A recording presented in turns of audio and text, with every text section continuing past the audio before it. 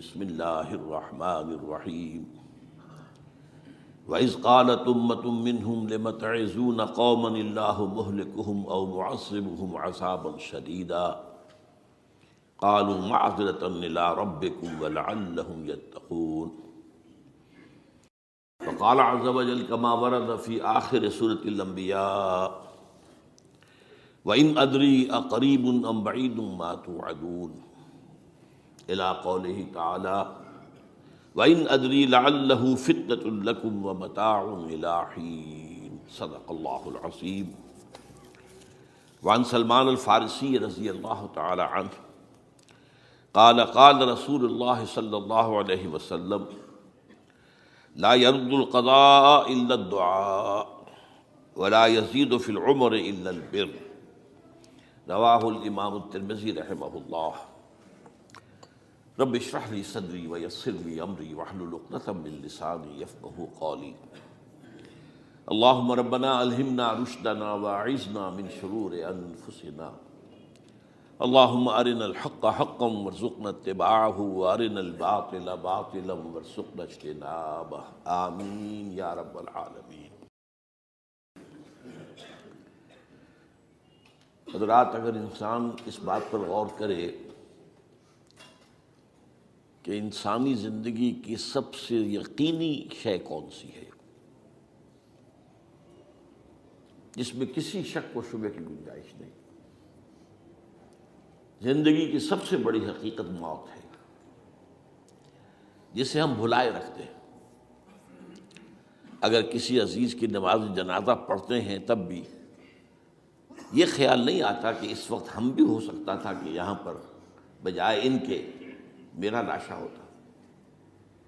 کچھ تھوڑی سی تو ہوتی ہے، قبر میں جب اتارتے ہیں کسی عزیز کو تو کچھ نہ کچھ احساسات کے اندر کچھ حرکت ہوتی ہے، لیکن بس واپس آنے کے بعد پھر آدمی بھول جاتا ہے موت۔ لیکن قرآن مجید نے لفظ یقین استعمال کیا ہے موت کے لیے۔ سورہ حجر کی آخری آیت ہے، حضور سے خطاب کر کے فرمایا وَاعْبُدْ رَبَّكَ حَتَّىٰ يَأْتِيَكَ الْيَقِينُ۔ اے نبی، آپ تو اپنے رب کی بندگی میں لگے رہیے، اس کی اطاعت میں، اس کی فرمانبرداری میں، یہاں تک کہ موت آ جائے۔ تو سب سے یقینی شے حیات انسانی کی موت ہے۔ اسی طرح اس کائنات کی سب سے یقینی شے قیامت ہے۔ کچھ عرصے پہلے تک جب سائنس آئی تھی، خاص طور پر نیوٹن کا دور تھا، آپ کو یاد ہوگا بہت سو کو جو اصول تھے، میٹر از انڈسٹرکٹیبل، میٹر ڈسٹرائے نہیں ہو سکتا۔ عام گمان یہ تھا کہ کائنات ہمیشہ سے ہے، ہمیشہ رہے گی۔ یہ اس دور کا یہ تھا جو ذہنوں میں تصور تھا، جس کو نیوٹونین ایرا آف فزکس کہا جاتا ہے، فزکس کا نیوٹن کا دور۔ اور ویسے وہ بابا آدم ہے، ماڈرن فزکس کا باپ جو ہے وہ اس میں کوئی شک نہیں، نیوٹن ہے۔ ڈاکٹر مائیکل ہارٹ کی کتاب کا کئی دفعہ تذکرہ میں نے کیا آپ سے کہ تاریخ انسانی کے 100 اشخاص چن لیے جنہوں نے تاریخ کے دھارے کو رخ موڑا، اور ان 100 میں پھر گریڈیشن قائم کی، a selection and gradation of the 100 most influential personalities of human history. Number 1 پر حضور کو لایا، نمبر 2 پر نیوٹن کو لایا۔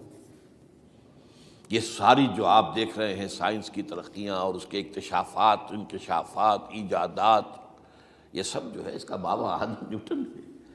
لیکن نیوٹونین فزکس کے اندر بہت سی خامیاں تھیں جو بعد میں واضح ہوئی ہیں، اور آج کا دور آئنسٹائن ایرا کہلاتا ہے۔ یہ تو اس وقت یہ تھا کہ میٹر انڈسٹرکٹیبل ہے، اب کہتے ہیں نہیں، میٹر تو ڈسٹرائے ہو سکتا ہے، it can change into energy at any time. اور آج تصور یہ ہے کہ اس کائنات کا آغاز بھی ایک خاص وقت پر تھا، بگ بینگ، جس کا ذکر کئی دفعہ میں کر چکا ہوں، اور ایک وقت میں یہ کائنات پھر ختم ہو جائے گی۔ اور عجیب نقشہ سائنس آج وہی پیش کر رہی ہے جو قرآن مجید کی آیت میں ہے کہ اس دن ہم لپیٹ دیں گے آسمانوں کو، یوم نطوی السماء کطی السجل للکتب کما بدانا نعیدھا۔ یہ جس طریقے سے کہ پھل جھڑی ہوتی ہے ایک، وہ اس طریقے سے پھیلتی ہے پھل جھڑی، تو اس طریقے سے یونیورس پھیلی ہے، اس کی گیلیکسیز جو ہیں پھیلی ہیں، اور پھر یہ ریورس ایکشن اسی طریقے سے ہوگا، یہ لپیٹ لیا جائے گا جیسے کہ پچھلے زمانے میں کتابوں کے تومار ہوتے تھے۔ کتابیں اس طرح کی نہیں ہوتی تھی مجلد جو آپ دیکھتے ہیں، بلکہ یہ کہ ایک کاغذ ہو گیا پورا لکھ لیا، اب یہاں پر کچھ گوند لگایا، دوسرا کاغذ لگا دیا، اس کو طے کر لیا، اب اس کے بعد تیسرا کاغذ یہاں لگا دیا، یہ طے کرتے چلے آ رہے ہیں۔ اس کو اسکرولز کہتے تھے، دی ڈیڈ سی اسکرولز بہت مشہور ہوئے ہیں کہ یہ جو بحیرہ مردار ہے اس کے قریب کی کچھ غاروں میں سے انجیل کے بہت پرانے مینuscripts جو برآمد ہوئے تھے، تو ان کو ڈیڈ سی اسکرولز کہتے ہیں۔ تو یہی ہے۔ بہرحال میں نے عرض کیا کہ انسان کی انفرادی زندگی کی سب سے بڑی حقیقت موت، اس کائنات کی سب سے بڑی حقیقت قیامت۔ قیامت سے پہلے کے بارے میں ایک حقیقت ہے جس پر کہ ہر مسلمان کو یقین رکھنا چاہیے، اور وہ یہ ہے کہ اس قیامت سے پہلے پوری دنیا میں حق کا بول بالا ہوگا۔ اچھا، یہ وہ بات ہے جو دنیا کے اکثر مذاہب میں ہے، اکثر مذاہب میں، اور خاص طور پر جو تین یہ مذاہب ہیں جنہیں ابراہیمی مذاہب کہا جاتا ہے، یہودیت، عیسائیت اور اسلام، میں جو صراحت کے ساتھ ہے۔ یہود کے ہاں بھی عقیدہ موجود ہے، عیسائیوں کے ہاں بھی ہے، مسلمانوں کے ہاں بھی ہے، کہ اس سے پہلے، اس کائنات کے ختم ہونے سے پہلے، اس زمین کی قیامت آنے سے پہلے اس پر اللہ کا دین غالب ہوگا، کنگڈم آف ہیون اور ارتھ۔ اور یہی بات حضرت مسیح نے کہی تھی اپنے اس وقت کے جن یہودیوں سے مخاطب تھے، ریپینٹ، توبہ کر لو، for the kingdom of heaven is at hand. اب جو وہ ہے آسمانی بادشاہت آیا چاہتی ہے، وہ آسمانی بادشاہت تھی حضور کا ظہور صلی اللہ علیہ وسلم، جس سے کہ وہ آسمانی بادشاہت قائم ہوئی اور پھر پھیلی کتنے بڑے علاقے میں، لیکن بہرحال پوری دنیا میں نہیں پھیل سکی۔ وہ کچھ کے اسباب کیا تھے وہ اس وقت میرا موضوع نہیں ہے، لیکن پھیلنا ہے اس کو۔ اس سے قبل کیا ہونا ہے، یہ جو تیسری بات میں نے کہی ہے، اس پر آپ کو یقین ہونا چاہیے، اس لیے کہ احادیث صحیح آ گئی ہیں۔ قرآن مجید کا صغرا کبرا دلالت کرتا ہے اس پر کہ حضور کو بھیجا گیا غلبہ دین کے لیے، اور بھیجا گیا پوری نوع انسانی کے لیے۔ تو جب تک پوری نوع انسانی پر دین غالب نہ ہو، حضور کا مقصد بعثت ابھی مکمل نہیں ہے۔ اسی کو اقبال نے کہا تھا، وقت فرصت ہے کہاں، کام ابھی باقی ہے، نور توحید کا اتمام ابھی باقی ہے۔ یہ چمن معمور ہوگا نغمہ توحید سے، ایک وقت آئے گا کہ پورا یہ قرہ جو ہے نغمہ توحید کے ساتھ اس کا جو ہے گونج جائے گا، لیکن یہ کہ ابھی تو نہیں ہوا ہے، نہ ہونا ہے۔ اس سے پہلے کا معاملہ ایک ہے کہ جس کی خبریں دی گئی ہیں، اور وہ ہے کہ قیامت میں اس نظام دین حق کے غالب ہونے سے پہلے بڑی خوفناک جنگوں کا ایک سلسلہ ہے جس کی خبریں دی گئی ہیں۔ یہ یہود کے ہاں بھی ہیں خبریں موجود، عیسائیوں کے ہاں بھی ہیں۔ جو بائبل کا آخری باب ہے، ریولیشنز آف سینٹ جان، وہ کاشفات یوحنا ترجمہ کیا جاتا ہے، اور حضور کی احادیث پہ بھی موجود ہے۔ ملاحم، باب الملاحم، یہ بہت سی کتابوں کے اندر باقاعدہ ابواب ہیں۔ ایک باب الملاحم، جنگوں کا باب، ان میں سے ایک جنگ وہ ہے جسے کہا ہے اس یوحنا کی مکاشفات میں آرمگدان، اور غالباً اسی کو حضور نے قرار دیا ہے الملحمۃ العظمیٰ، عظیم ترین جنگ، الملحمۃ الکبریٰ۔ تو یہ بھی یقینی چیزیں ہیں کہ جو ہونے والی ہیں۔ یہ ملاحم کیوں ہوں گے؟ آپ اس میں اچھی طرح سمجھ لیجئے کہ اس میں ایک تو ہے عذاب اکبر جو آئے گا یہودیوں پر، ایک ہے عذاب اصغر جو آئے گا مسلمانوں پر۔ میں نے یہ آج سے کوئی 20 سال پہلے کتاب لکھی تھی، وہ جو مختلف، پہلے تو وہ نوائے وقت کے اندر کالم کی شکل میں شائع ہوئی تھی، پھر یہ کہ موجودہ اور سابقہ مسلمان امتوں کا ماضی، حال اور مستقبل، غالباً اس وقت آؤٹ آف پرنٹ ہے وہ کتاب۔ بہرحال جن کو بھی دلچسپی ہو وہ اسے کہیں سے حاصل کر لیں، لائبریری سے، مکتبے سے مل جائے گی، اور پڑھے اس کو۔ یہ 20-22 سال پہلے کی بات ہے، کوئی آج کی بات نہیں۔ تو اس میں ان تمام چیزوں کا میں نے تذکرہ کیا ہے، اس لیے کہ عذاب اکبر اس کو کہتے ہیں کہ کسی قوم کا نام و نشان مٹا دیا جائے۔ یہ عذاب اکبر آتا تھا صرف ان قوموں پر جن کے طرف رسول بھیجے گئے اور قوموں نے بحث کے مجموعی رسولوں کا انکار کیا۔ ان پر وہ عذاب آیا، اسے عذاب استیصال بھی کہتے ہیں۔ فقطع دابر القوم الذین ظلموا، ان کی جڑ کاٹ دی گئی۔ ایک جڑ کاٹنا ہوتا ہے، درخت کو کاٹنا ہوتا ہے، درخت کو کٹے گا تو پھر دوبارہ جڑ میں سے شاید وہ نکل آئے، لیکن نہیں، جڑ سے اکھیڑ۔ لا یرا الا مساکنہم، یہ عذاب جو ہے اب کسی قوم پر نہیں آ سکتا، اس لیے کہ اب کوئی رسول تو آئے گا ہی نہیں، لیکن ایک قوم پر یہ تاریخ کے قرضے کی حیثیت سے موجود ہے، اور وہ قوم یہود ہے۔ ان کی طرف رسول بھیجے گئے حضرت عیسیٰ ابن مریم، رسولا الی بنی اسرائیل، اور انہوں نے یہ بات تو بہت دور کی تھی کہ مانتے انہیں اور ان پر ایمان لاتے، الٹا جو کچھ کیا ہے آپ کو معلوم ہے، انہیں ولد الزنا قرار دیا، جادوگر قرار دیا، واجب القتل قرار دیا، اور اپنے بس پڑتے سولی پر چڑھوا کر دم لیا۔ حالانکہ بار ہوا یہ نہیں ہے، اللہ نے انہیں اس سے پہلے ہی زندہ اٹھا لیا آسمان پر، دوبارہ وہ آئیں گے۔ بہرحال لیکن اس قوم کے اوپر وہ عذاب جو ہے وہ قرض ہے تاریخ کا، وہ قرض ادا ہوگا۔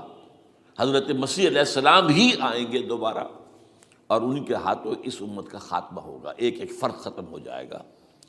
یہ جب میں نے یہ باتیں کہی تھی تو امریکہ میں یہودیوں نے بڑا شور مچایا، میرے خلاف جو ہے ان کی ایک مہم نکلی یہودیوں کی طرف سے کہ اس کی کتابیں وغیرہ، اس کے ویب سائٹ بند کرو، یہ جو ہے اینٹی سیمیٹک ہے، یہ کہتا ہے سب یہودی قتل ہو جائیں گے۔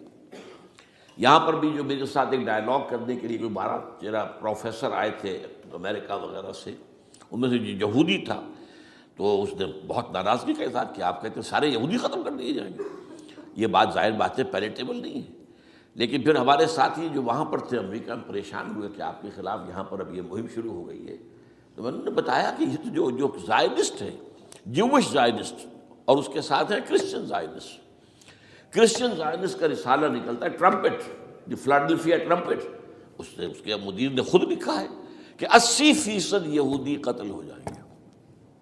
اس کو میں نے یوں سمجھا ہے کہ 20% وہ ہوں گے کہ جو حضرت مسیح کی آمد ثانی پر ایمان لے آئیں گے، وہ بچ جائیں گے، لیکن باقی جو اڑے رہیں گے اس کے بعد بھی تو وہ ختم کیے جائیں گے۔ تو یہ عذاب الاکبر جو ہے تاریخ کا ایک قرض ہے کہ جو ادا ہوگا، ورنہ کسی اور قوم پر یہ عذاب اکبر اب نہیں آ سکتا۔ لیکن دوسرے درجے میں یہ عذاب ہوگا امت مسلمہ پر۔ امت مسلمہ بھی تو عذاب کی مستحق ہو گئی۔ وہ عذاب جو یہودیوں پر بہت پہلے آئے تھے، ضربت علیہم الذلۃ والمسکنۃ وباؤوا بغضب من اللہ، یہ تھا کہ نہیں تھا؟ حالانکہ انہوں تو یہ خیال تھا کہ we are the chosen people of the Lord, ہم تو اللہ کی منتخب قوم ہے، وی آر دی، قرآن کہتا ہے کہ ان کا قول یہ تھا نحن ابناء اللہ واحباؤہ، ہم تو اللہ کے بیٹوں کی طرح ہیں اور اللہ کی جو ہے بہت چہیتے ہیں۔ کہ عذاب آئے، نبوکدنضر کے ہاتھوں آیا، اسیرینز کے ہاتھوں آیا، پھر یونانیوں کے ہاتھوں، الیگزینڈر دی گریٹ کے ہاتھوں آیا، پھر رومنوں کے ذریعے سے آیا، اور پچھلی صدی میں جرمنوں کے ذریعے سے آیا۔ تو عذاب آئے، یہ عذاب، لیکن قوم ختم نہیں ہوئی۔ وہ عذاب اکبر نہیں تھے، یہ عذاب مختلف حصوں میں آئے اور بڑی بڑی تباہیاں آئیں، لیکن وہ عذاب اکبر نہیں تھے۔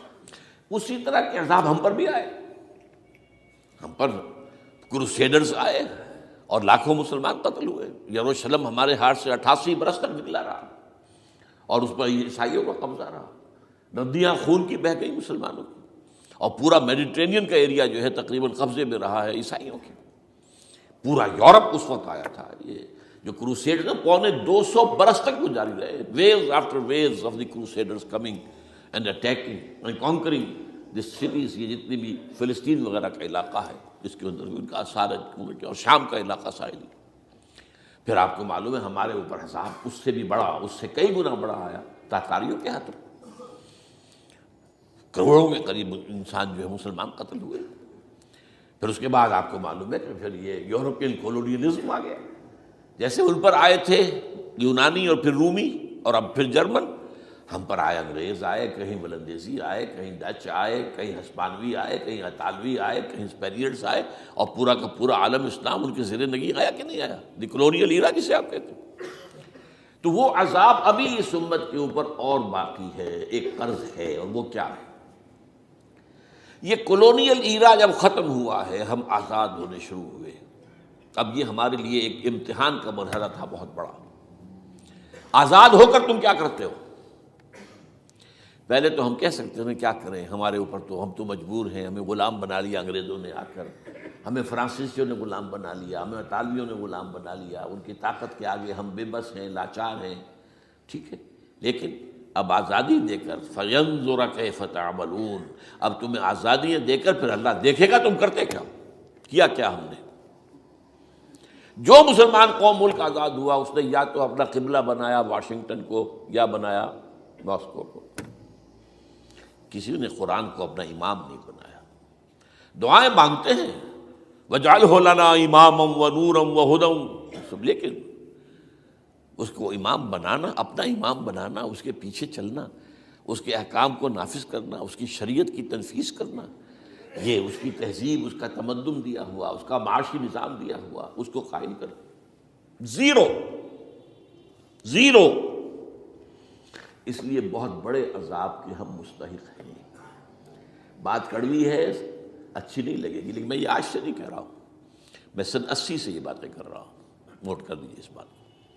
البتہ اس میں یہ ہے کہ اس امت کا معاملہ سب کا ایک جیسا نہیں. لیسو سواء، جیسے سورہ آل عمران میں کہا گیا ہے کہ یہ اہل کتاب بھی سب ایک جیسے نہیں، ان میں بھی کچھ نہ کچھ نیک لوگ تھے. امت قائمۃ آناء اللیل، راتوں کو کھڑے رہنے والے، عبادت کرنے والے موجود تھے. عیسائیوں میں احبار اور رہبان جو تھے وہ بڑے نیک لوگ تھے، اس وقت بھی موجود تھے. لیکن بحثیت مجموعی کا معاملہ کیا ہے اس کو دیکھنا پڑتا ہے نا، بحثیت مجموعی صورتحال کیا ہے. تو صورتحال کیا ہے کہ ہم نے کہیں بھی اللہ کے دین کو قائم نہیں کیا. مذہب تو ہے، لیکن ظاہر بات ہے کہ جرم جو ہے تو پوری امت کا، لیکن سب برابر نہیں ہے. سب سے بڑے مجرم عرب مسلمان. کیوں؟ انہیں اللہ نے جو مقام دیا وہ کسی اور کو نہیں دیا. حضور ان میں سے تھے، یہ رتبہ بلند ملا جس کو مل گیا. رسول عربی ہے نا. نمبر 2، ان کی مادری زبان میں اللہ کی کتاب موجود ہے. انہیں اس کو سمجھنے کے لیے کوئی نئی زبان پڑھنے کی ضرورت نہیں ہے. کوئی ہمارے لیے تو یہ صرف پڑھیں، نحو پڑھیں، یہ پڑھیں، وہ پڑھیں، تب کہیں جا کر اپنی آنکھ سے قرآن پڑھیں، ورنہ ترجمہ پر گزارا کریں. ترجمہ ظاہر بات انسپائر نہیں کر سکتا آدمی. ترجمہ تو سیکنڈ ہینڈ نالج ہے. جب آپ ترجمہ پڑھ رہے ہیں تو گویا کہ آپ اس مترجم کی آنکھ سے پڑھ رہے ہیں، اپنی آنکھ سے تو نہیں پڑھ رہے. لہٰذا یہ سب سے بڑا عذاب تو ان پر آنا ہے. وہ جو میں بیان کر چکا ہوں گریٹر اسرائیل کے قیام کا معاملہ کیا ہے، تباہی تو انہی ملکوں پر آئے گی نا. وہ شام ہے، عراق ہے، اس کے لیے پہلا قدم اٹھایا تھا، ابھی تو اس کو ناکام بنا دیا ہے. اللہ تعالیٰ کی جو بھی حکمت ہے. جو عراق پر حملہ تھا وہ اصل میں اس لیے تھا کہ گریٹر اسرائیل کی طرف پہلا قدم تھا.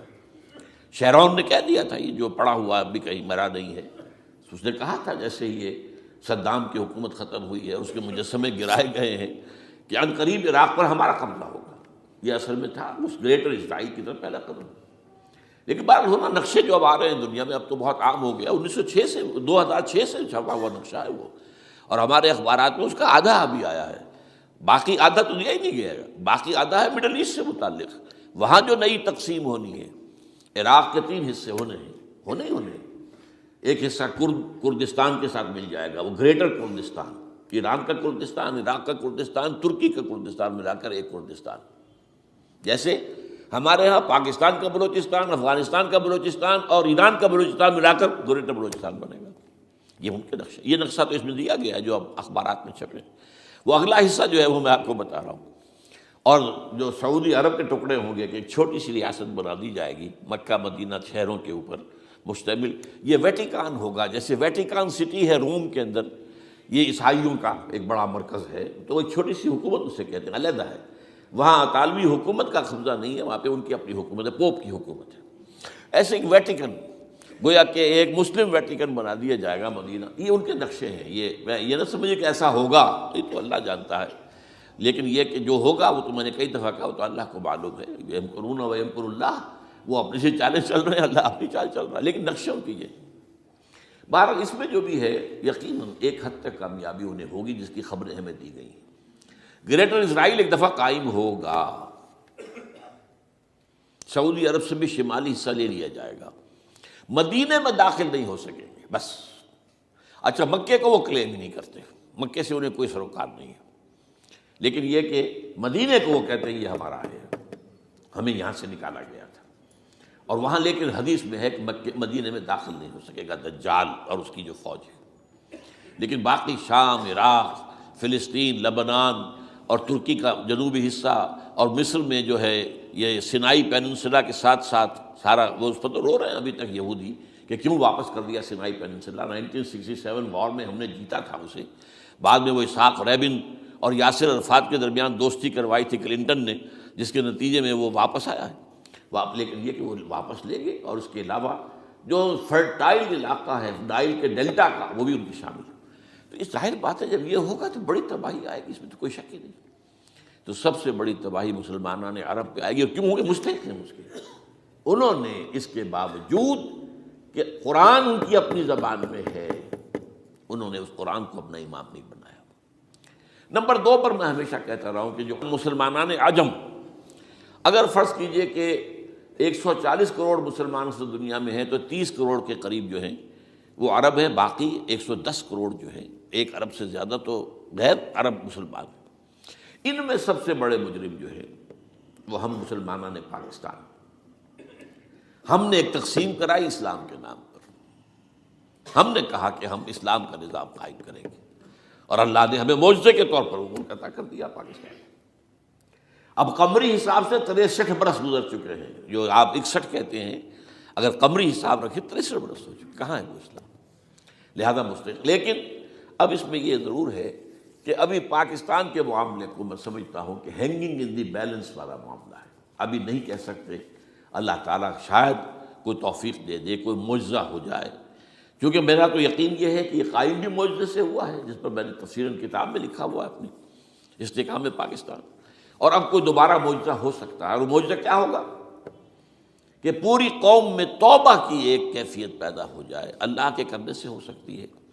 تمام انسانوں کے دل جو ہے اللہ کی 2 انگلیوں کے مابین ہے، حضور نے ہمیں خبر دی ہے، جدھر چاہتا ہے پھر دیتا، تو کوئی عجب نہیں کہ ایسا ہو جائے۔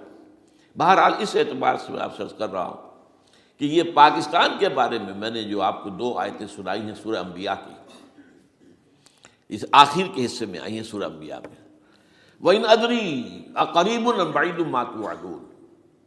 دیکھو لوگوں، مجھے یہ معلوم نہیں ہے کہ جس عذاب خداوندی کا تم سے وعدہ کیا جا رہا ہے وہ قریب آ گیا یا دور ہے۔ یہ حضور سے کہا جا رہا ہے، قل، آپ یہ کہہ دیجیے، ان ادری اقریب ام بعید ما توعدون۔ ساتھ ہی یہ بھی فرمایا وَإِنْ أَدْرِي لَعَلَّهُ فِتْنَةٌ لَكُمْ وَمَتَاعٌ إِلَىٰ حِينٍ، اور مجھے نہیں معلوم، ہو سکتا ہے کہ یہ تمہارے لیے ایک فتنہ بن کر معاملہ آ گیا ہو اور ابھی تمہیں اور مہلت دے دی جائے۔ اس حوالے سے ہم نہیں کہہ سکتے، اب آپ کو معلوم ہے میں تفصیل سے بیان کر چکا ہوں، جس طریقے سے مجموعی طور پر پاکستان میں گھیراؤ کیا گیا ہے، اور جس طریقے سے یہ جتنا نیو کونز کا اور کرسچن اور جو جیوش زائنسٹ ہیں، اور اب ان کے اندر اضافہ کیجیے ہندو زائنسٹ کا، اب یہ جس طریقے سے گھیرے کے اندر لے رہے ہیں پاکستان کو، جس طرح بھارت کی فوج افغانستان میں بھی آ رہی ہے، اس نے اپنے کتنے قونصل خانے کھولے ہوئے ہیں افغانستان میں، کس لیے؟ جو کچھ وہ ہو رہا ہے بلوچستان کے اندر، جو کچھ ہمارا پورا صوبہ سرحد ہے، اور اس سے آگے بڑھ کر جو کچھ کراچی میں ہو رہا ہے، یہ سارے معاملات جو ہیں وہ دیکھ لیجئے تو گویا کہ باہر سے ہمارا گھیراؤ مکمل ہو چکا ہے، اور اس میں یہ ہے کہ تازہ جو بمبئی کے اندر جو ہوئے ہیں معاملات وہ نوٹ کیجئے کس طریقے سے اب اسے کہا جا رہا ہے کہ کچھ مسلمانوں نے کیا ہے، حالانکہ اس کے اندر سب سے بڑا ثبوت یہ ہے کہ ایک ہندو ہیمنت، جس نے کہ وہاں ساری تحقیقات کی کہ سمجھوتا ایکسپریس کو جو اڑایا تھا کس نے اڑایا تھا، اس کی انہوں نے کہا جب کی ہے تحقیقات، اب یہ اس کو گیو دم دی کریڈٹ، ہندو قوم کے اندر کم سے کم یہ بھی بات موجود ہے، جہاں وہ بدماشیاں ہیں وہاں یہ بھی ہے، یہ خیر بھی ہے، جہاں برائیاں ہیں ان کے اندر وہ خوبیاں بھی ہیں۔ ان کا ایک کمیشن ہے، اس نے صاف ایک ہندو کو، اور ہندو بھی سرونگ کرنل کہا یہ ہے ماسٹر مائنڈ، اس نے کروایا، اور وہ گرفتار ہوا، serving kernel of Bharat army. تو اب ظاہر بات ہے کہ اس کو مارا گیا ہے بمبئی میں، اس کو مسلمان کاہے کو مارے گئے؟ مسلمانوں کا تو وہ کہ محسن تھا، وہ مسلمان کس وجہ سے اسے مارے گئے؟ اسے مارنے والے کون ہیں؟ وہی ہندو زائنسٹ کہہ لیجیے ان کو، یا ہندو تشدد پسند کہہ لیجیے، جو پاکستان کو ختم کرنے پر تلے بیٹھے ہوئے ہیں۔ یہ ان کا در حقیقت کام ہے کہ اس شخص نے اتنی بڑی حرکت کی کہ ہمیں جو ہے ہماری سازش کو بے نقاب کر دیا۔ تو اصل میں لیکن یہ سب کچھ جو ہو رہا ہے وقتی طور پر تو بہت زیادہ طوفان اور جوش آیا تھا، معلوم ہوتا تھا کہ شاید 9/11 والا معاملہ جو تھا نیو یارک کا، اس کے نتیجے میں جو ایک دم امریکہ جو ہے نکلا ہے غصے کے اندر، اور پوری قوم اس کی کھڑی ہو گئی اور پوری دنیا جمع ہو گئی افغانستان پر حملے کے لیے، شاید ایسا معاملہ ہو جائے. لیکن نہیں، اللہ کا شکر ہے کہ یہ معاملہ جو ہے ان ادری لعلہ فتنۃ لکم ومتاع الی حین. ابھی کل کی جو تازہ ترین رپورٹ ہے وہ یہ ہے کہ اوباما کو بریفنگ دی گئی ہے کہ پاکستان کے جو نیوکلیئر بامبس ہیں وہ ولنریبل ہیں، اور ان کے اندر اندیشہ ہے کہ وہ جو ہے شدت پسندوں کے ہاتھ میں نہ پڑ جائیں. اس کو کوئی نہ کوئی بہانہ انہوں نے بنانا ہے. یہ جو میں آپ سے عرض کر چکا ہوں، کچھ ہمارے لوگوں کو یہ امیدیں ہو گئی تھی براک اوباما کے آنے سے. یہ میں نے پھر اس کے بعد ایک مضمون میں پڑھا ہے، آپ کے لیے بھی نئی بات ہوگی. براک کا لفظ جو ہے اس میں یہ بھی اسلامی ہے، یہ برکت سے ہے، اس لیے کہ اس کا باپ جو ہے وہ سواحلی علاقے کا، سواحلی زبان جو ہے، کینیا کا ساحلی علاقہ جو ہے وہ سواحلی زبان جو ہے اس میں عربی کی بڑی آمیزش ہے، کیونکہ وہ تو بہت قریب ہے نا، عرب سے کتنا فاصلہ ہے، وہ درمیان میں وہ ریڈ سی ہے، بڑا چھوٹا سا سمندر ہے، تو سواحلی زبان میں عربی اثرات ہیں. تو یہ برکت والی بات، جیسے ہم کہتے ہیں کسی کا نام برکت حسین، برکت علی، تو یہ وہ ہے باراک برکت والا، باراک حسین، اور پھر حسین کا نظر. تو اس سے بڑی توقعات ہو گئی تھی، لیکن نظر یہ آ رہا ہے کہ جو بش کا ایجنڈا تھا، اس لیے کہ اصل میں اس کی پالیسی بنانے والے میں آپ کو بتا چکا ہوں کوئی ایک فرد نہیں ہوتا وہاں تو پورے ادارے ہیں، بڑے بڑے تھنک ٹینکس ہیں. اور یہ ثابت ہو گیا ہے کہ اس اوباما نے آتے ہی سب سے زیادہ کٹر جو زائدست تھا امریکہ کے اندر، جس کا نام ہی اسرائیل ہے، اسرائیل رحم، جو ہے اسرائیل رحم ایمانویل، اس کو اپنا بنایا chief of the white house staff. اور یہ وہ شخص ہوتا ہے کہ جو گویا کہ جس کے گھیرے میں ہوتا ہے صدر امریکہ کا. صدر سے کون مل سکتا ہے یہی فیصلہ کرے گا، کون نہیں مل سکتا یہ فیصلہ کرے گا، کون سی رپورٹ صدر تک جائے گی یہ فیصلہ کرے گا، کون سی رپورٹ روک لی جائے گی یہ فیصلہ کرے گا. تو گویا کہ صدر کے کان بھی ہو، صدر کی آنکھ بھی ہو، لہذا صدر جو ہے اس کے تو اوپر اس کا گھیرا ہوتا. اور اس سے بھی آگے بڑھ کر نوٹ کیجیے، میں نے آپ کو پہلے بتایا بھی تھا، ساؤتھ ایشیا کے لیے اس نے اپنا ایڈوائزر بنایا ہے ایک ہندو کو. اس کا نام ہے سونال شاہ. اور یہ جو ہندوؤں کی ایک تنظیم ہے، جو انتہائی جو ایکسٹریمسٹ ہندو ہیں، وشوا ہندو پریشد، یہ وشوا سری پرشانت ہے جس کا اسٹوڈنٹ ونگ ہے بجرنگ دل کا. یاد ساؤتھ ایشیا سے مراد بھارت اور پاکستان، اس کے معاملات میں اس کا ایڈوائزر جو ہے سونال شاہ ہے. تو حالات جو ہیں اس اعتبار سے انتہائی یوں سمجھیے کہ خطرناک. اور دوسری طرف اندرون معاملہ کیا ہے؟ سائنس کی دو اصطلاحات آپ نے سنی ہوگی، centrifugal forces, centripetal forces. Centrifugal وہ ہوتی ہیں کہ جو مرکز سے توڑنے والی ہوتی ہیں، بھاگتا ہے ہر ایک مرکز کو چھوڑ کر، یہ سینٹریفیوگل فورسز. سینٹریپیٹل وہ ہوتی ہیں جو مرکز کی طرف لانے والی ہوں، جو ایک مرکز کے گرد لوگوں کو جمع کرے. تو مرکز گریز اور مرکز کی طرف رخ کرنے والی. ہمارے پاس سینٹریپیٹل فورس صرف ایک ہے، وہ اسلام ہے، اور وہ ہے نہیں. ہر چند کہیں کہ ہے، نہیں ہے. کہاں ہے نظام؟ کہاں ہے مذہب؟ تو ہے، مذہب تو انڈیا میں بھی ہے، مذہب امریکہ میں بھی ہے، مذہب کی تو کوئی کمی نہیں ہے. فاسٹسٹ گروئنگ ریلیجن میں نے بارہا کہا ہے دنیا میں مانا جا رہا ہے کہ اسلام، لیکن مذہب دین کہیں حضور بھیجے گئے تھے دین کو غالب کرنے کے لیے. هو الذی ارسل رسولہ بالہدی ودین الحق لیظہرہ علی الدین کلہ. سینٹریفیوگل فورسز آپ کو یاد ہوگا، میں نے گنوا دیا تھا ایک دفعہ. آپ کا نارتھ پول کیا ہے؟ NWFP. وہاں حکومت اس وقت کن کی ہے؟ وہ اسفند یار ولی، جس کا دادا، جس نے پاکستان میں دفن ہونا گوارا نہیں کیا، جن کا پختہ موقف یہ ہے. اس کے باپ کا بھی ولی خاں کا یہ تھا کہ انگریز نے بنایا ہے پاکستانی، انگریز کا بنایا ہوا ہے، یہ انگریزی سازش کے نتیجے میں وجود میں آیا. And they believe in that. اور اس کے ساتھ مولانا فضل الرحمان ہیں جن کے والد مرحوم نے یہ کہا تھا کہ اللہ کا شکر ہے ہم پاکستان کے بنانے کے گناہ میں شامل نہیں تھے. یہ ہیں اس وقت وہاں کی فورسز. اور جنوب میں نہ معلوم کب سے ان کا نقشہ بن رہا ہے، جب سے یہ MQM قائم ہوئی تھی. مہاجر قومی موومنٹ تھی، بعد میں انہوں نے اپنا رنگ بدلا ہے، کچھ تبدیل کیا ہے، لیکن یہ کہ اصل میں تو وہی ہے. گرگٹ رنگ بدل رہے تو اس کی فطرت تو نہیں بدلتی، ہے تو وہی اردو اسپیکنگ. اور اب جو ہنگامے ہو رہے ہیں وہ پختون اور اردو اسپیکنگ کے درمیان ہنگامے ہو رہے ہیں، اور زیادہ پٹھانوں کو مارا جا رہا ہے، ان کی دکانیں جلائی جا رہی ہیں. یہ بسیں جتنی جلتی ہیں وہ اس لیے کہ زیادہ تر ٹرانسپورٹ جو ہے وہاں پر وہ پختونوں کے ہاتھ میں ہے. یہ وزیری وغیرہ لوگ جو ہے محسود ہیں، یہ لوگ ہیں وہاں پر جو ہے اکثر و بیشتر بہت سے مساجد کے اندر آپ کو جو امام ملیں گے وہ پٹھان ملیں گے، جو پہرے دار ملیں گے وہ پٹھان ملیں گے. بہت بڑی تعداد ہے، لیکن یہ کہ اس کے اوپر وہاں پر فساد شروع ہو گیا. بلوچستان کا معاملہ سب کو معلوم ہے. تو اندرونی طور پر جو سینٹریپیٹل فورس ہو سکتی تھی اس کو ہم نے کیا نہیں مضبوط، کمزور سے کمزور تک کرتے چلے گئے. اور اب جو کچھ ہو رہا ہے، اب مضامین آ رہے ہیں، آئلی قوانین میں تبدیلیاں کیوں کی جا رہی ہیں.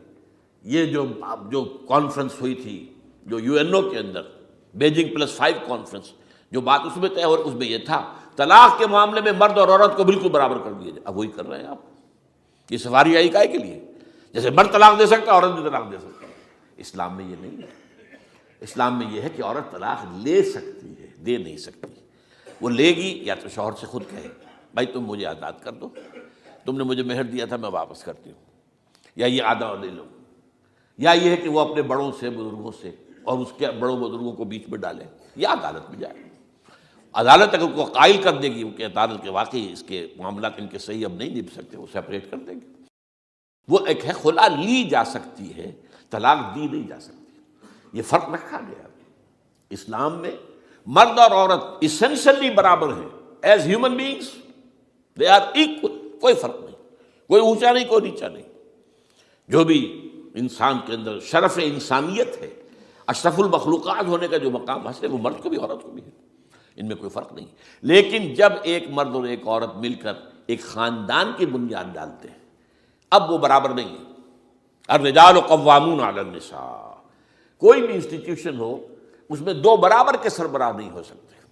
دونوں کا اختیار ایک جیسا ہو تو کیسے چلے گی گاڑی؟ چل ہی نہیں سکتی. آپ ڈائریکٹر جو ہے 100 بنا لیں، مینیجنگ ڈائریکٹر ایک ہوگا، ظاہر بات ہے دو تو نہیں ہو سکتے.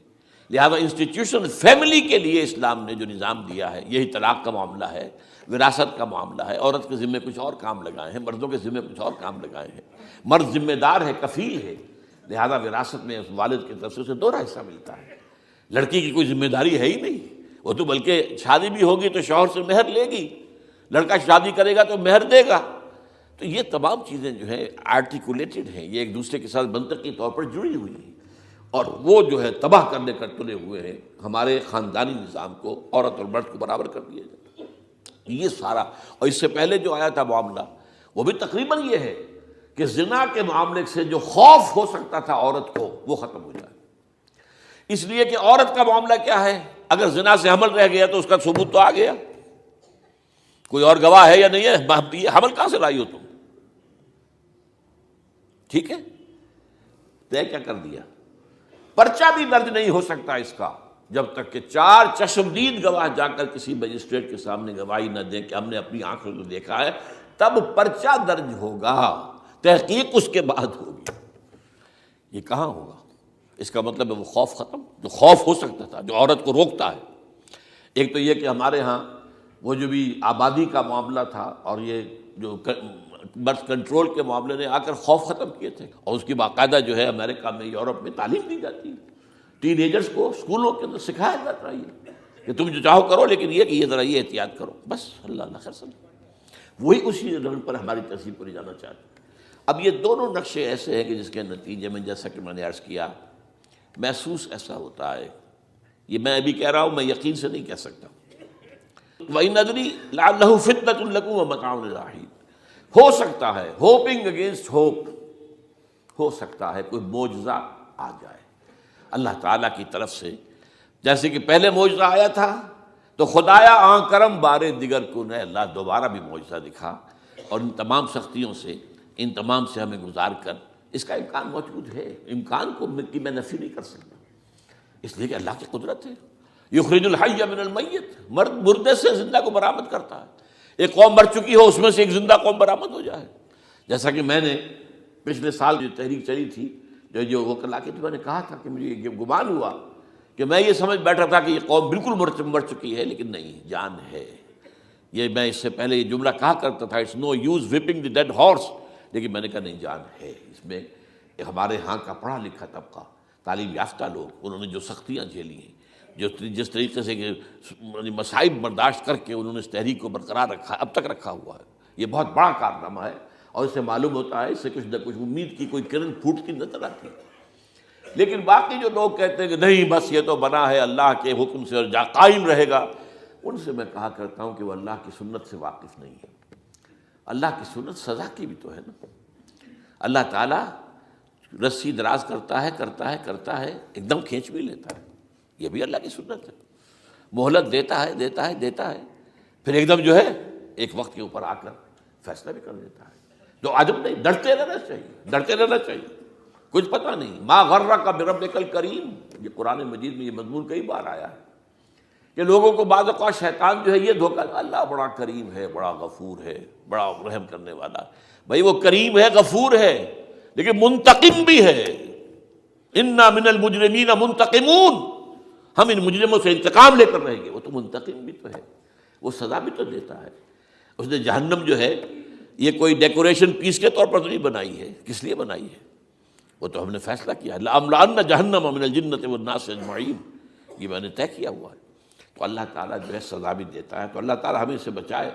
بہرحال ہو سکتا ہے کہ اس کے بعد بھی اللہ تعالیٰ ہمیں اور مہلت دے دے، اور اس مہلت کے لیے اس کرنے کا کام کیا ہے؟ کرنے کا کام یہ ہوگا دعا اور توبہ۔ پہلے توبہ کی جائے پھر دعا، ورنہ دعا قبول نہیں ہوتی۔ پہلا کام توبہ ہے۔ یا ایھا الذین آمنوا توبوا الی اللہ توبۃ نصوحا، اے اہل ایمان اللہ کی جناب میں توبہ کرو، خالص توبہ۔ کیا مطلب ہے؟ اپنی زندگیوں میں سے شریعت کے خلاف، ویسے بھی اخلاقیات کے خلاف، جھوٹ، دغا، فریب، دھوکہ، غبن، سب کو ختم کرو۔ سود، بے پردگی، عریانی، فحاشی ختم کرو۔ طے کر لو کہ کوئی شخص شریعت کے خلاف اور اخلاقیات کے خلاف، صرف شریعت نہیں، ایک بنیادی انسانی اخلاقیات ہوتی ہیں، اس کے سارے تقاضے پورے کر دیں جو ہمارے یہاں ختم ہو چکے ہیں۔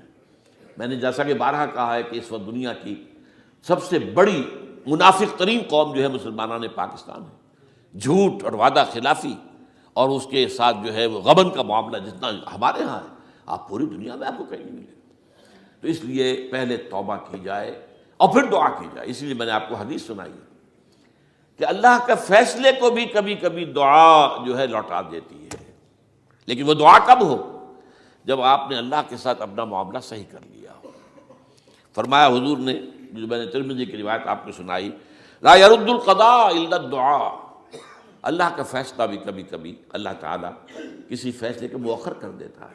حضرت یونس علیہ السلام کی قوم پر اللہ کا فیصلہ آ چکا تھا، عذاب کے آثار شروع ہو چکے تھے، بری قوم نے توبہ کی، اللہ تعالیٰ نے عذاب کو جو ہے وہ وہاں سے ہٹا لیا ان کے سروں پر سے، اور ایک مدت تک کے لیے انہیں مہلت بخشی دے دی۔ تو اس کے لیے تو یہ ہے کہ توبہ کی جائے اور دعا کی جائے، اور اس میں یہ ہے کہ اس میں اس توبہ کا ایک حصہ لازماً یہ ہونا چاہیے کہ ہم طے کر لیں کہ اللہ اب مجھے اپنی بہترین توانائیاں، اپنی قوتیں، صلاحیتیں، وسائل خرچ کرنے ہیں اور تیرے دین کو قائم کرنے کے لیے۔ اس کے لیے کسی نہ کسی جماعت کے اندر، جس کو بھی آدمی سمجھے کہ ہاں یہ بہترین جماعت ہے، یہ صحیح ترین جماعت ہے، یہ واقعی اسلام کو قائم کرنے کے لیے کام کر رہی ہے، اور واقعی اس طریقے سے کر رہی ہے جس طریقے سے وہ ہو سکتا ہے، اگر آپ اس پر لیکن لازم سمجھیں لا اسلام الا بالجماعہ، کوئی اسلام نہیں ہے جماعت کے بغیر۔ یہ حضرت عمر رضی اللہ تعالیٰ عنہ قول ہے، اور حضور کی حدیثیں تو میں نے بارہا آپ کو سنائی ہے۔ انی آمرکم بخمس اللہ امرنی بہن بالجماعت والسمع والطاعۃ والہجرۃ والجہاد فی سبیل اللہ، میں تمہیں 5 باتوں کا حکم دے رہا ہوں، اور یہ 5 باتیں وہ ہیں جن کا اللہ نے مجھے حکم دیا ہے، جماعت، سمع و طاعت اور جہاد و ہجرت، یہ 5 باتیں۔ تو اس لیے توبہ کے اندر یہ لازمی جز ہونا چاہیے کہ اب ان صلاتی و نسکی و محیای و مماتی للہ رب العالمین، یہ فیصلہ کر لیجئے۔ اس کے بعد یہ ہے کہ اللہ تعالیٰ اس پر استقامت عطا فرمائے، اس کی بھی خود دعا کیجئے کہ اللہ اب تو نے مجھے یہ ہدایت دے دی ہے، تو اب لا تزغ قلوبنا بعد اذ ہدیتنا وہب لنا من لدنک رحمۃ انک انت الوہاب۔ ایک دوسری آخری بات میں آج صاحب سے کہہ رہا ہوں، ڈرتے ڈرتے، اگر خدا نہ خواستہ خاکم بدہن، اگر پاکستان کے لیے بھی اللہ تعالیٰ کی طرف سے آخری سزا کا فیصلہ ہو گیا ہو، جس کے چرچے ہیں، تیری بربادیوں کے مشورے ہیں آسمانوں پر، وہ آسمان اوپر کے آسمان اور ہیں، زمین کے آسمان بھی تو ہیں نا، یہ امریکہ، یہ وائٹ ہاؤس، یہ پینٹاگون، یہ جو ہے اسٹیٹ ڈپارٹمنٹ، یہ سب جو کیا ہے، نیٹو کا ہیڈ کوارٹر، یہ ساری چیزیں کیا ہیں؟ تو تیری بربادیوں کے مشورے ہیں آسمانوں میں، اور اس کے لیے خبریں وہ دیتے آ رہے ہیں۔ بہت سے لوگ کہتے ہیں یہ خام خواہ کے ہیں ان کے، یہ ہمارا صرف بھی ہماری بددلی پیدا کرنے کے لیے نہیں، لیکن یہ کہ جو کچھ انہوں نے نقشے بنائے تھے وہ نقشے تو پورے ہوتے چلے آئے۔ 1897 میں یہودیوں نے جو فیصلے کیے تھے، 20 برس کے بعد بالفور ڈیکلریشن کی شکل میں وہ فیصلہ آ گیا، یہودیوں کو فلسطین میں آبادی کا حق دے دیا گیا، Balfour declaration 1917، only 20 years later۔ اس کے 20 سال بعد 48 میں اسرائیل قائم ہو گیا۔ کوئی تصور کر سکتا تھا پچھلی صدی کے اندر یہودیوں کی حکومت قائم ہو جائے گی دنیا میں؟ کہیں امکان کوئی نہیں تھا۔ پوری دنیا میں پھر ادھر ادھر پھیلے ہوئے، منتشر، جسے وہ ڈائسپورا کہتے ہیں، اور یورپ میں تو شدید نفرت تھی ان سے، لیکن یہ کہ جس طرح انہوں نے رفتہ رفتہ وہاں پر قدم جمائے ہیں، جس طرح ان کو اپنے قابو میں لیا ہے، جس طرح ان میں مذہبی تقسیم پیدا کی ہے، کیتھولکس کی اور پروٹیسٹنٹس کو اعلی کار بنایا ہے، سیکولرزم اور اس کے بعد سود پر مبنی معیشت کا نظام وہاں نافذ کیا ہے، بینک کا نظام قائم کیا ہے، ای بنوک، ای فکر چالاک یہودیوں کا قائم کرنا ہے یہ بینک کا نظام، اور سب سے پہلا بینک انہوں نے انگلینڈ میں قائم کیا تھا۔ تو ان کی جو باتیں ہیں وہ تو پوری ہو رہی نظر آ رہی ہیں، ان کے نقشے جو ہیں ان کے سامنے آ رہے ہیں ہمارے۔ تو اس حوالے سے ہو سکتا ہے خاکم بدہن، اگر خدا نہ خواستہ یہ لکیر ختم ہو جائے، تب بھی ظاہر بات ہے زمین تو کوئی ختم نہیں ہو جائے گی، اللہ کی زمین ہے۔ کیا پاکستان نہ بنتا تو ہمارے ذمے نہیں تھا کہ اللہ کے دین کو دنیا میں قائم کرنے کی جد و جہد کرتے؟ وہ تو بحیثیت مسلمان ہمارا فرض ہے۔ کیا حضور اکثریت میں تھے عرب میں؟ وہ تو اقلیت میں بھی نہیں تھے، ایک آدمی تھا اللہ کا بندہ کھڑا ہوا ہے، جو جنہوں نے ایک مرتبہ حضور کی بات سنی ہے اور جا کر کہا ہے اپنی قوم، یا قومنا اجیبوا داعی اللہ، اے ہماری قوم کے لوگوں، اس اللہ کی طرف دعوت دینے والے کی پکار کو سنو، لبیک کہو۔ تو کوئی عجب نہیں، یہ جو اقبال نے الفاظ کہے ہیں، تو نہ مٹ جائے گا ایران کے مٹ جانے سے، نشے میں کو تعلق نہیں پیمانے سے، اور ہے عیاں فتنہ تاتار کے افسانے سے، پاسباں مل گئے کعبے کو صنم خانے سے۔ تاتاریوں کے ہاتھوں کروڑوں مسلمان قتل ہوئے، اور پھر وہی تاتاری مسلمان ہو گئے۔ امت مسلمہ کی قیادت ان تاتاریوں کے ہاتھ میں آ گئی، عربوں سے لے کر ان تتولوا یستبدل قوما غیرکم، جو بات سورہ محمد میں کہہ دی گئی تھی بالکل آغاز میں، اگر اے عربوں تمہیں جو مقام ہم نے دیا ہے، اپنا رسول تم میں سے بھیجا، بعث فی الامیین رسولا منہم، تمہاری زبان میں اپنی کتاب نازل کی، جو تمہیں جو مشن سونپا ہے، اگر تم نے اسے پیٹھ دکھا دی تمہیں ہٹائیں گے، کسی اور قوم کو لے آئیں گے۔ اور یہ 13ویں صدی عیسوی میں ہو گیا۔ 1258 میں آخری خلیفہ بنو عباس کا اسے محل سے نکالا ہے مستعصم باللہ کو، اور ایک جانور کی کھال میں لپیٹ کر ڈال دیا ہے گلی میں، اور گھوڑے دوڑا دیے اس کے اوپر۔ یہ آخری چراغ گل ہوا ہے بنو عباس کا، جس پر کہا تھا سعدی نے، آسمارا حق بود بر خوب بارد بر زمین بر زوال ملک مستعصم امیر المومنین۔ مستعصم باللہ نام تھا آخری خلیفہ کا، اس کی حکومت کے زوال پر آسمان سے خون بھی برسے تو اس کا حق ہے آسمان کو کہ خون کی بارش کرے۔ تو یہ چیزیں ہیں جو کہ نوٹ کرنے کی ہیں۔ اگر خدا نہ خواستہ ایسا ہو جائے تو ظاہر بات ہے کہ اسلام پھر بھی زندہ رہے گا۔ ہم مر سکتے ہیں، اسلام نہیں مرے گا، اسلام کو تو رہنا ہے۔ جیسا کہ حضور نے فرمایا کہ میں آخری رسول ہوں، تم آخری امت ہو، وہ تو یہ ہے، البتہ یہ ہے ہو سکتا ہے ہم سے یہ قیادت چھین کر کسی اور کو دے دی جائے، اور کوئی عجب نہیں کہ ہندوؤں سے ہمیں پٹوا کر ہندوؤں کے ہاتھ میں دے دی جائے۔ تاریخ کی میں مثال دے رہا ہوں، ہے یہاں فتنہ تاتار کے افسانے سے، پاسباں مل گئے کعبے کو صنم خانے سے۔ آخر ہندوستان میں 20 کروڑ مسلمان ہے کہ نہیں، بلکہ زیادہ ہے۔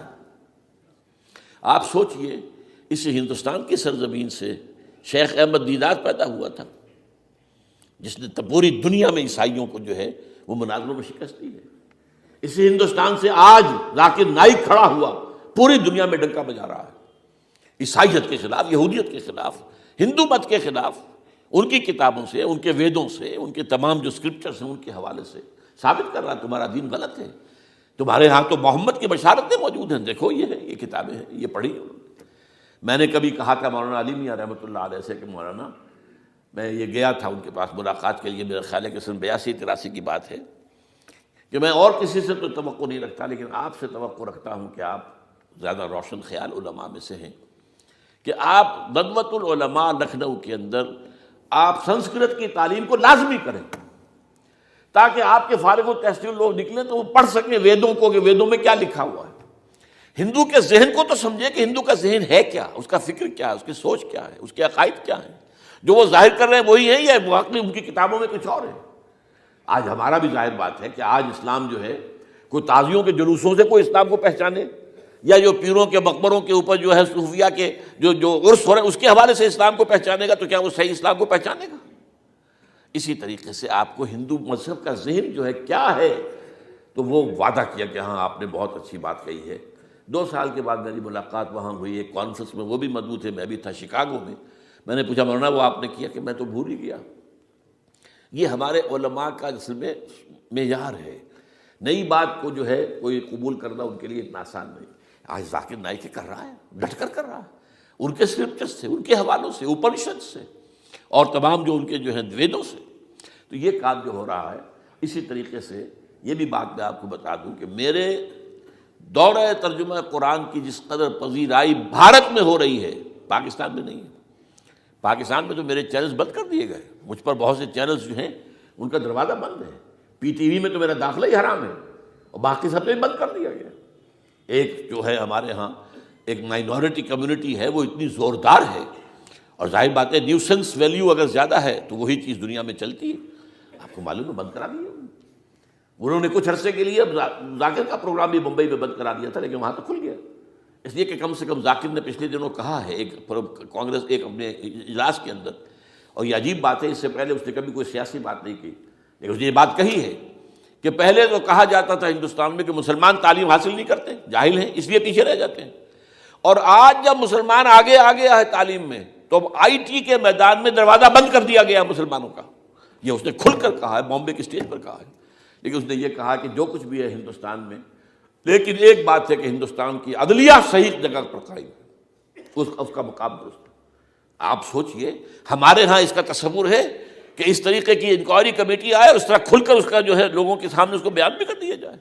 ہمارے ہاں تو کسی انکوائری کمیٹی کی رپورٹ آج تک سامنے آتی ہی نہیں، سب بند، کوئی کمیٹی جو بھی کچھ ہو جائے، اس کے بعد کسی کو پکڑنا، سرونگ کرنیل کو پکڑ لینا، تو عدلیہ قائم ہے۔ جیسے کہ کبھی چرچل نے کہا تھا جب بے انتہا تباہی ہو گئی تھی سیکنڈ ورلڈ وار میں، اور لوگ آئے کہ برباد ہو گئے، تباہ ہو گیا، یہ ہو گیا وہ، اس نے کہا یہ بتاؤ کہ برطانیہ میں عدالتیں کام کر رہی ہیں؟ کہ ہاں، بس ٹھیک ہے، پھر یہ ملک قائم رہے گا۔ یہ معاملہ جو ہے بھارت کے اندر عدالتیں ہیں، چل رہی ہیں، تو اس حوالے سے کوئی عجب نہیں، کوئی عجب نہیں۔ ہمیں اصل میں جیسا کہ میں نے کہا تھا کہ ہم وطن پرست نہیں ہیں، ہم زمین پرست نہیں ہیں، وندے ماترم یہ ہمارا ترانہ نہیں ہے، زمین کے پجاری نہیں ہیں، ہمیں پاکستان سے محبت ہے اور پاکستان کا دفاع کریں گے۔ اور بڑے عمدہ بات ہے کہ اس موقع پر جو ہے تمام ہماری جو اپوزیشن پارٹیز ہیں وہ جا کر جمع ہو گئی ہیں، آل پارٹیز کانفرنس کے اندر یکجہتی کا ثبوت دیا ہے۔ یہ اسلام کے لیے ہونا چاہیے، صرف ایک خطہ زمین کے لیے نہیں۔ اصل میں شے جو ہے ہمیں جو مقصود ہے وہ اسلام ہے۔ تو کوئی عجب نہیں ہے کہ جس طریقے سے پچھلے دنوں ہمارے یہ بہت اہم آدمی ہیں، آپ کو معلوم، سید قاسم محمود صاحب بے شمار کتابوں کے مصنف ہیں، یہ دلی گئے تھے اور اس سے آگے بھی گئے مختلف جو ہیں یو پی کے شہروں میں۔ انہوں نے واپس آ کر جو خط لکھا تھا، پھر ندائے خلافت میں شائع بھی کر دیا تھا کہ وہاں تک گلی کوچوں میں آپ کا نام گونج رہا ہے، اس درجے وہاں پر یہ درس قرآن کا معاملہ جو ہے۔ اور اگر آپ نے کبھی پیس ٹی وی پر وہ دیکھے ہوں میرے 10 لیکچر جو میں دے کر آیا تھا آج سے 4 سال پہلے، 15,000 افراد، اور یہ کہنے میں 15,000 نہیں ہے، ورنہ تو اسے 50,000 کا بھی کہا جا سکتا ہے مجمع کو۔ وہ تو گنتی اس لیے ہے کہ کرسیاں رکھی گئی تھی 15,000، اور ساری کرسیاں فل تھیں، اور بھی لوگ کھڑے ہوئے تھے، 15,000 پلس۔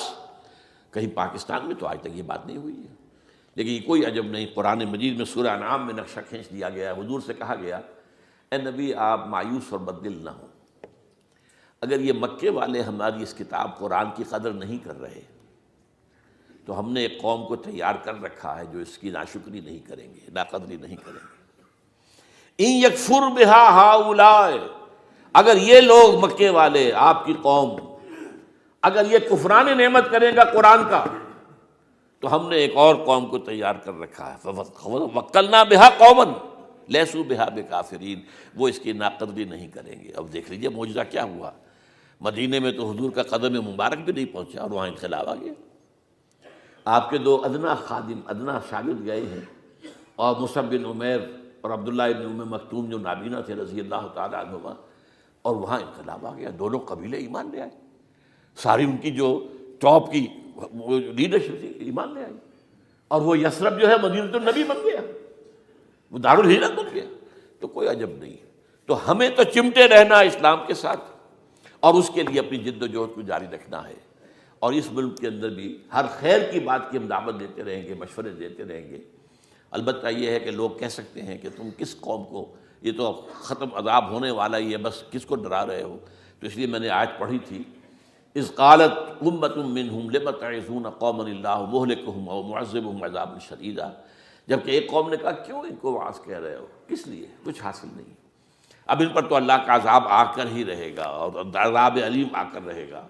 تو انہوں نے جواب دیا، قالوا معذرۃ الی ربکم، ہم اپنے رب کے حضور میں جا کر معذرت تو پیش کر سکیں گے، اے اللہ ہم چمٹے رہے تیرے دین کے ساتھ، اے اللہ ہم نے اپنے آپ کو وابستہ کیے رکھا، اپنی بہترین صلاحیتیں اور قوتیں اور اپنی توانائیاں صرف کی ہیں اے اللہ اس کام کے لیے۔